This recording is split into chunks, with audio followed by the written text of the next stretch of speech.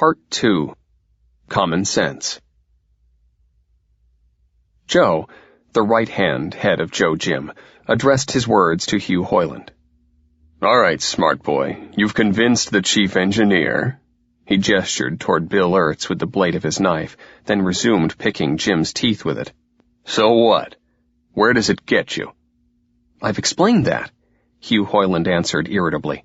"We keep on until every scientist in the ship, from the captain to the greenest probationer, knows that the ship moves and believes that we can make it move. Then we'll finish the trip as Jordan willed. How many knives can you muster?" he added. "Well, for the love of Jordan, listen, have you got some fool idea that we are going to help you with this crazy scheme?" "Naturally, you're necessary to it." "Then you had better think up another think. That's out. Bobo, get out the checkerboard." "Okay, boss." The microcephalic dwarf hunched himself up off the floor plates and trotted across Joe Jim's apartment. "Hold it, Bobo." Jim, the left-hand head, had spoken. The dwarf stopped dead, his narrow forehead wrinkled. The fact that his two-headed master occasionally failed to agree as to what Bobo should do was the only note of insecurity in his tranquil, bloodthirsty existence. "Let's hear what he has to say," Jim continued. "There may be some fun in this." "Fun? The fun of getting a knife in your ribs? Let me point out that they are my ribs, too. I don't agree to it." "I didn't ask you to agree, I asked you to listen. Leaving fun out of it, it may be the only way to keep a knife out of our ribs." "What do you mean?" Joe demanded suspiciously. "You heard what Ertz had to say." Jim flicked a thumb toward the prisoner. "The ship's officers are planning to clean out the upper levels. How would you like to go into the converter, Joe? You can't play checkers after we're broken down into hydrogen." "Bunk. The crew can't exterminate the muties. They've tried before." Jim turned to Ertz. "How about it?"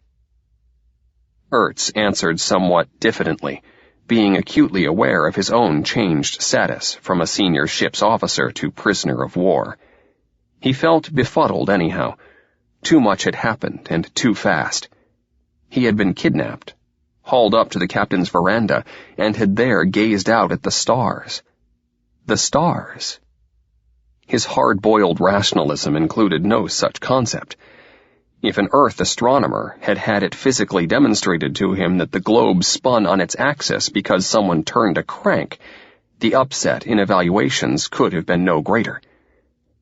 Besides that, he was acutely aware that his own continued existence hung in fine balance. Joe Jim was the first upper-level mutie he had ever met other than in combat, knife to knife. A word from him to that great ugly dwarf sprawled on the deck.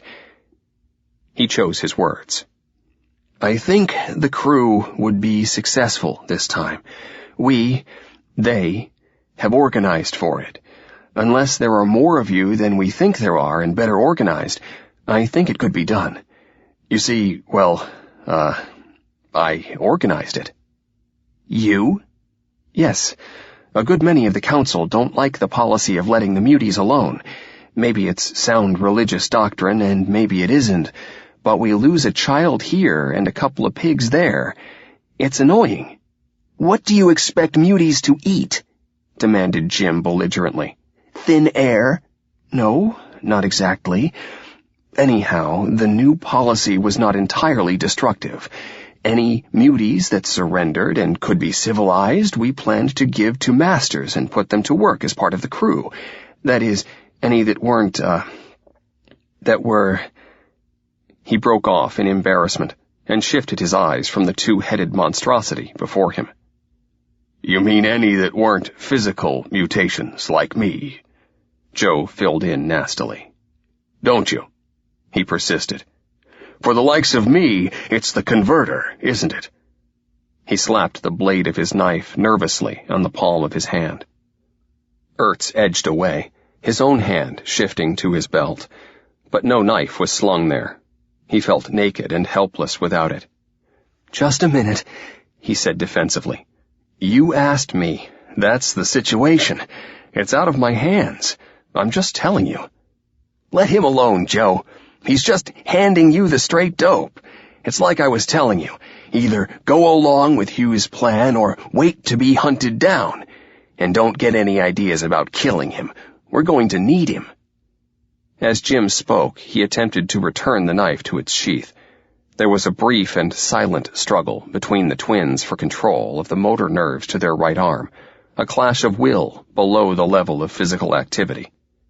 Joe gave in. "All right," he agreed surlily. "But if I go to the Convertor, I want to take this one with me for company." "Stow it," said Jim. "You'll have me for company." "Why do you believe him?" "He has nothing to gain by lying. Ask Alan." Alan Mahoney, Hugh's friend and boyhood chum, had listened to the argument round-eyed, without joining it. He, too, had suffered the nerve-shaking experience of viewing the outer stars, but his ignorant peasant mind had not the sharply formulated opinions of Ertz, the chief engineer. Ertz had been able to see almost at once that the very existence of a world outside the ship changed all his plans and everything he had believed in. Alan was capable only of wonder. "What about this plan to fight the muties, Alan?" "Huh? Why, I don't know anything about it. Shucks, I'm not a scientist. Say, wait a minute. There was a junior officer sent in to help our village scientist, Lieutenant Nelson." He stopped and looked puzzled. "What about it? Go ahead." "Well, he has been organizing the cadets in our village, and the married men too, but not so much, making 'em practice with their blades and slings. Never told us what for, though." Ertz spread his hands. "You see?" Joe nodded. "I see," he admitted grimly. Hugh Hoyland looked at him eagerly. "Then you're with me?" "I suppose so," Joe admitted. "Right," added Jim. Hoyland looked back to Ertz. "How about you, Bill Ertz?" "What choice have I got?" "Plenty. I want you with me wholeheartedly. Here's the layout. The crew doesn't count. It's the officers we have to convince. Any that aren't too addle-pated and stiff-necked to understand after they've seen the stars in the control room, we keep. The others—" He drew a thumb across his throat while making a harsh sibilance in his cheek. "The Convertor." Bobo grinned happily and imitated the gesture and the sound. Ertz nodded. "Then what?" "Muties and crew together, under a new captain. We move the ship to far Centaurus. Jordan's will be done." Ertz stood up and faced Hoyland. It was a heady notion, too big to be grasped at once, but, by Jordan, he liked it. He spread his hands on the table and leaned across it. "I'm with you, Hugh Hoyland." A knife clattered on the table before him, one from the brace at Joe Jim's belt. Joe looked startled, seemed about to speak to his brother, then appeared to think better of it. Ertz looked his thanks and stuck the knife in his belt. The twins whispered to each other for a moment, then Joe spoke up. "Might as well make it stick," he said. He drew his remaining knife and, grasping the blade between thumb and forefinger so that only the point was exposed, he jabbed himself in the fleshy upper part of his left arm. "Blade for blade." Ertz's eyebrows shot up. He whipped out his newly acquired blade and cut himself in the same location. The blood spurted and ran down to the crook of his arm. "Back to back." He shoved the table aside and pressed his gory shoulder against the wound on Joe Jim. Alan Mahoney, Hugh Hoyland, Bobo. All had their blades out. All nicked their arms till the skin ran red and wet. They crowded in, bleeding shoulders pushed together so that the blood dripped, united, to the deck. Blade for blade. Back to back. Blood to blood. Blood brothers. To the end of the trip. An apostate scientist. A kidnapped scientist. A dull peasant. A two-headed monster. An apple-brained moron. 5 knives. counting Joe Jim as 1, 5 brains, counting Joe Jim as 2 and Bobo as none. 5 brains and 5 knives to overthrow an entire culture. But I don't want to go back, Hugh. Alan shuffled his feet and looked dogged. Why can't I stay here with you? I'm a good blade. Sure you are, old fellow, but right now you'll be more useful as a spy. But you've got Bill Ertz for that. So we have, but we need you too. Bill is a public figure. He can't duck out and climb to the upper levels without it being noticed and causing talk. That's where you come in. You're his go-between. I'll have a huff of a time explaining where I've been. Don't explain any more than you have to, but stay away from the witness. Hugh had a sudden picture of Alan trying to deceive the old village historian with his searching tongue and lust for details. Keep clear of the witness. The old boy would trip you up. Him? You mean the old one? He's dead. Made the trip long since. The new one don't amount to nothing. Good. If you're careful, you'll be safe. Hugh raised his voice. Bill, are you ready to go down? I suppose so. Ertz picked himself up and reluctantly put aside the book he had been reading. The Three Musketeers. Illustrated. One of Joe Jim's carefully stolen library. Say, that's a wonderful book. Hugh, is Earth really like that? Of course. Doesn't it say so in the book? Ertz chewed his lip and thought about it. What is a house? A house? A house is a sort of compartment. That's what I thought at first. But how can you ride on a compartment? Huh? What do you mean? Why, all through the book they keep climbing on their houses and riding away. Let me see that book, Joe ordered.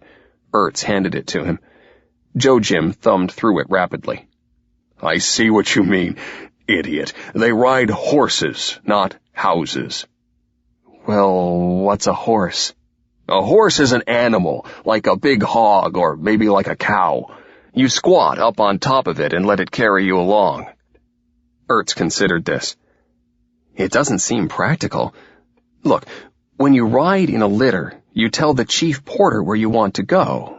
How can you tell a cow where you want to go? That's easy. You have a porter lead it. Ertz conceded the point. Anyhow, you might fall off. It isn't practical. I'd rather walk. It's quite a trick, Joe explained. Takes practice. Can you do it? Jim sniggered. Joe looked annoyed. There are no horses in the ship. Okay, but look, these guys, Athos, Porthos, and Aramis, they had something. We can discuss that later, Hugh interrupted. Bobo is back. Are you ready to go, Bill?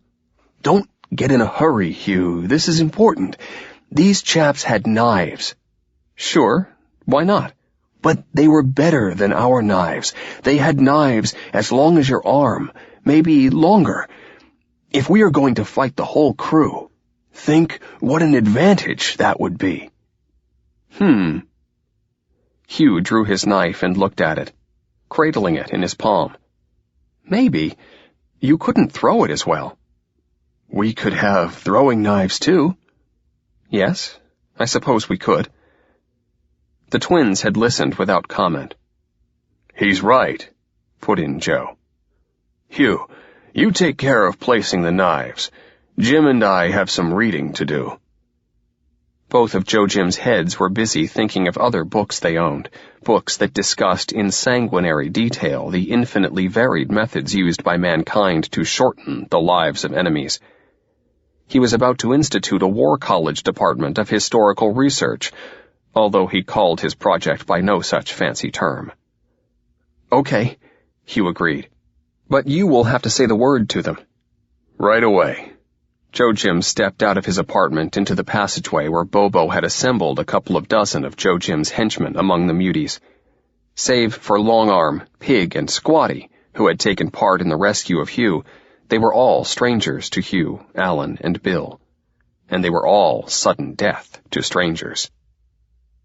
Joe Jim motioned for the 3 from the lower decks to join him. He pointed them out to the muties, and ordered them to look closely and not to forget. These 3 were to have safe passage and protection wherever they went. Furthermore, in Joe Jim's absence, his men were to take orders from any of them. They stirred and looked at each other. Orders they were used to, but from Joe Jim only. A big-nosed individual rose up from his squat and addressed them. He looked at Joe Jim, but his words were intended for all. "I am Jack of the Nose. My blade is sharp, and my eye is keen. Joe Jim with the 2 wise heads is my boss, and my knife fights for him. But Joe Jim is my boss, not strangers from heavy decks. What do you say, Knives? Is that not the rule?" He paused. The others had listened to him nervously, stealing glances at Joe Jim. Joe muttered something out of the corner of his mouth to Bobo. Jack-a-Nose opened his mouth to continue. There was a smash of breaking teeth, a crack from a broken neck. His mouth was stopped with a missile. Bobo reloaded his slingshot. The body, not yet dead, settled slowly to the deck. Joe Jim waved a hand toward it. "Good eating," Joe announced. "He's yours." The muties converged on the body as if they had suddenly been unleashed. They concealed it completely in a busy, grunting pile-up. Knives out, they cuffed and crowded each other for a piece of the prize. Joe Jim waited patiently for the undoing to be finished. Then, when the place where Jack-a-Nose had been was no more than a stain on the deck, and the several private arguments over the sharing had died down, he spoke again. Joe spoke.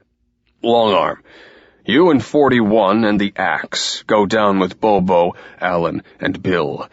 The rest, wait here." Bobo trotted away in the long, loping strides permitted by the low pseudo-gravity near the axis of rotation of the ship.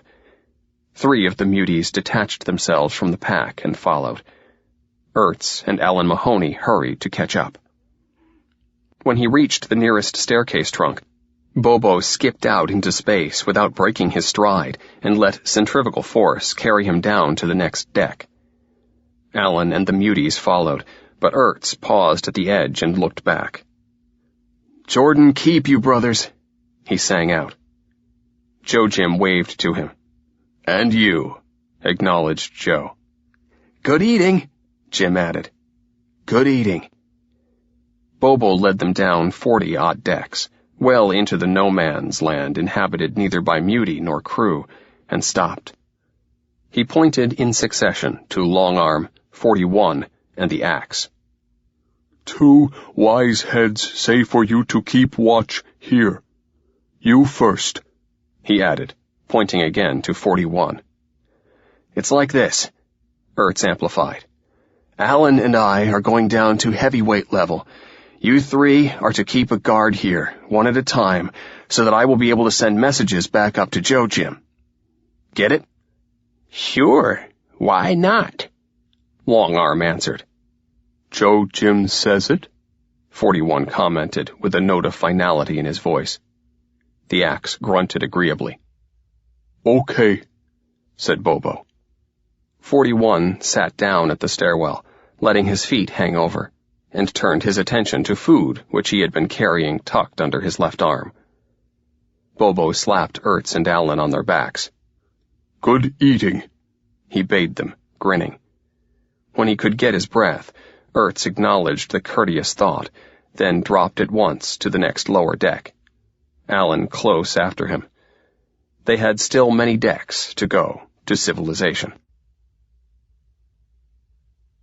Commander Phineas Narby, executive assistant to Jordan's captain, in rummaging through the desk of the chief engineer, was amused to find that Bill Ertz had secreted therein a couple of unnecessary books.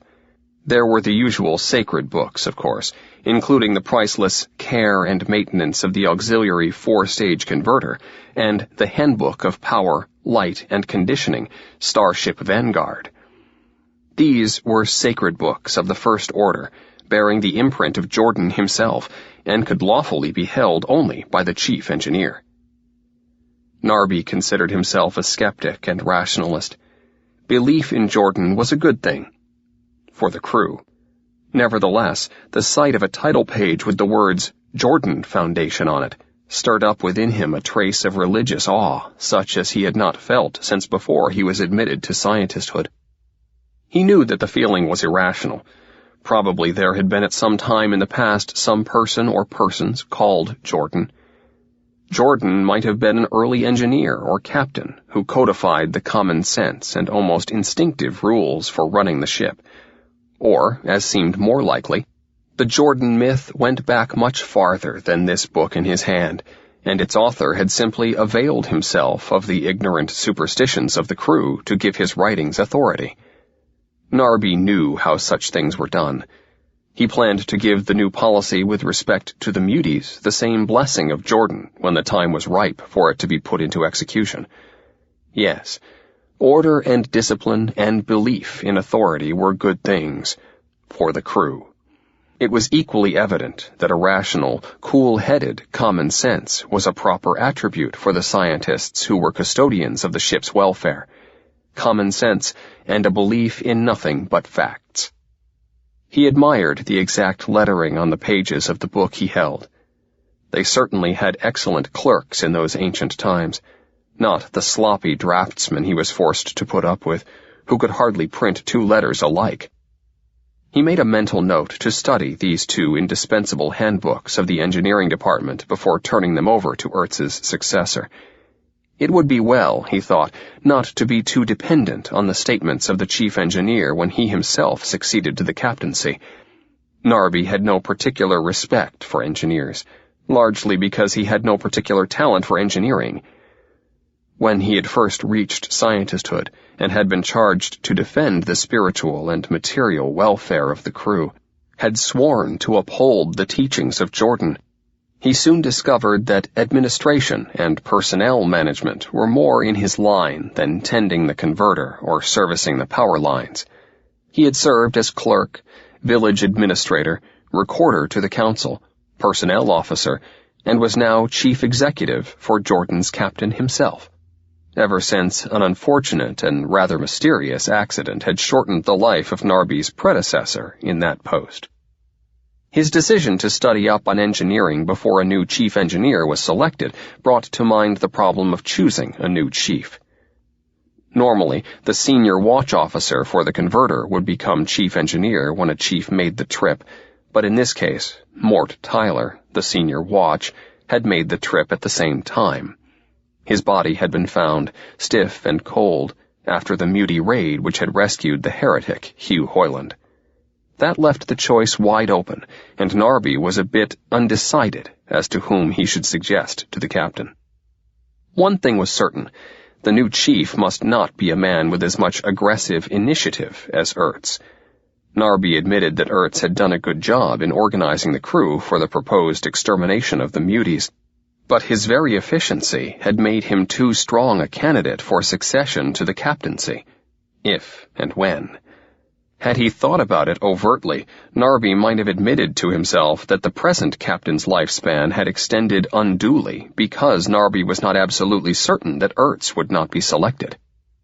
What he did think was that this might be a good time for the old captain to surrender his spirit to Jordan. The fat old fool had long outlived his usefulness. Narby was tired of having to wheedle him into giving the proper orders. If the council were faced with the necessity of selecting a new captain at this time, there was but one candidate available. Narby put the book down, his mind made up. The simple decision to eliminate the old captain carried with it in Narby's mind no feeling of shame, nor sin, nor disloyalty. He felt contempt but not dislike for the captain, and no mean spirit colored his decision to kill him. Narby's plans were made on the noble level of statesmanship. He honestly believed that his objective was the welfare of the entire crew. Common sense administration, order and discipline, good eating for everyone. He selected himself because it was obvious to him that he was best fitted to accomplish those worthy ends. That some must make the trip in order that these larger interests be served, he did not find even mildly regrettable. But he bore them no malice.